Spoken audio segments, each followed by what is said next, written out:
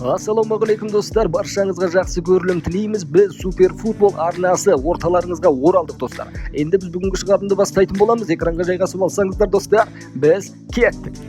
Достар, біз ешқандай реклама қоспай бірден бастап кетейік. Бүгінгі шығарылымды кеше түнде керемет матчтар болып өтті Чемпиондар лигасының аясында. Ал енді соның бірегейі Наполи мен Милан десек болады достар, себебі Челси мен Реал Мадридтің жағдайы белгілі баршамызға. Ендеше біз кеттік, Реал мен Челсиден бастайық. Ал достар, ойыннан бастайтын болсақ, Челси бірінші таймның 15 минутына дейін керемет фантастикалы ойын көрсеткен тәрізді, өте керемет қысымдар жасай білді Реал Мадридқа негізі. Бірақ Реал Мадридтің қорғанысы сыр бере қойған жоқ достар. Оны өздеріңіз жақсы көрдіңіздер, білдіңіздер деп есептеймін. Дәл сол ойынның 15 минутынан кейін Реал Мадрид ақырында бірте-бірте ойынның темпін басты да қарымта шабуылға шықты достар. Өздеріңіз жақсы көрген боларсыздар. Енді ойынның бірінші таймы аяқтағанға дейін екі командада керемет шабуылдар ұйымдастырды. Екі командада гол соғатын мүмкіндіктер болды негізі. Әсіресе оның бірі Челсида. Анау Кукуреле қалай Куртуаның алдына барғанда ойыншылар өздері бір бала сезіне ме, тіпті өздері бір сасқалақтап кететін тәрізді достар. Сіздер қалай ойлайсыздар? Өз ойыңды төменге жазып кет.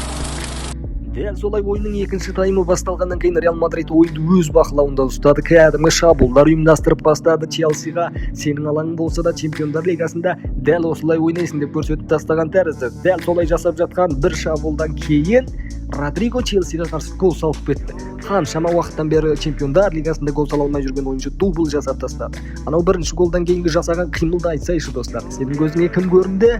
Маған Роналду көрінді. Жап-жасты Роналду көрінді. Саған қалай көрінді? Өз ойыңды комментарийге жазып кет. Ал біз екінші голды айтатын боламыз.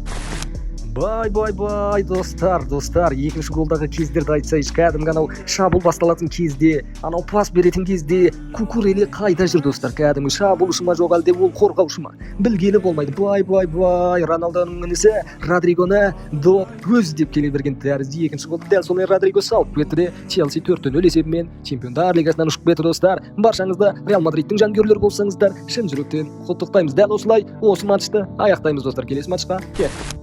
Ал достар, кешегі жұптың кәдімгі керемет бір ойынына келіп жеткен тәріздіміз. Енді бұл ойында интрига сақталған ғой жалпы Челси мен Реалға қарағанда. Осы ойынды бастаймыз, кет. Ал достар, мынау ойынға келетін болсақ, жалпы статистика барлығын шешпейді деген мәселеге шынымен тоқталайық деп тұрмыз. Жалпы өздеріңіз ойлаңыздар, 17 күннің ішінде кәдімгі Милан Наполиді 3 мәрте жеңіп алды достар. 2 мәрте жеңді, 1 мәрте тең түсті да дәл солай Чемпиондар лигасынан ұшырып жіберді достар. Ойын бастала салғанда кәдімгі достар, мынау Наполидің қарқыны, ойынды бастаған анау шабуылдар жасап атқан бұрыштамаларын көрдім да, менде мынадай бір ой болды. Осы Наполи кәдімгі Миланға 3-4 гол салып тастайды-ау, мүмкін жауапсыз гол салып тастайды-ау деген бір ой болды, бірақ мен қателестім. Неге? Себебі сен ойында басып ойнайсың, қарсыласың гол салып кетеді. Оның ішінде қарсыласыңда Жиру секілді кәр қасқырлар болса, әрине. Ал достар, дәл солай ойын өріп жатқан болатын. Наполи кәдімгі бір шабуылды ұйымдастырды.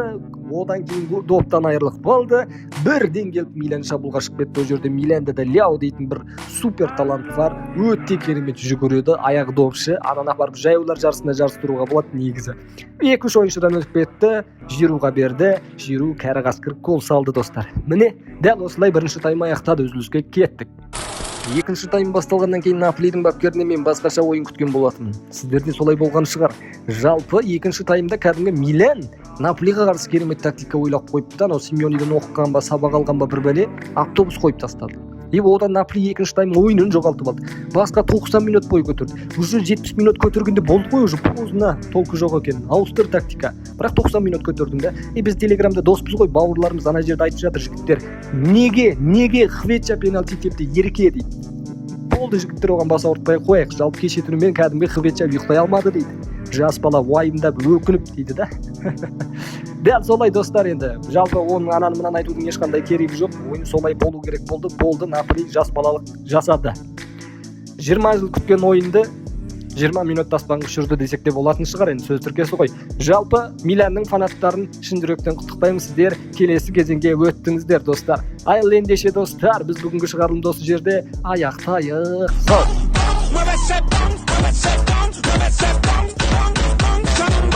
Достар, айта кетейін, бүгін Манчестер Сити мен Баварияның матчына бір ойындар ойнатпақшымыз. Ол үшін сіз міндетті түрде Телеграмға тіркелуіңіз керек. Телеграмның сілтемесі төменде тұр. Лайк басып, коммент жазуды ұмытпа. Телеграмда мен сені күтем. Бүгін керемет ойындар болады. Ендеше сау.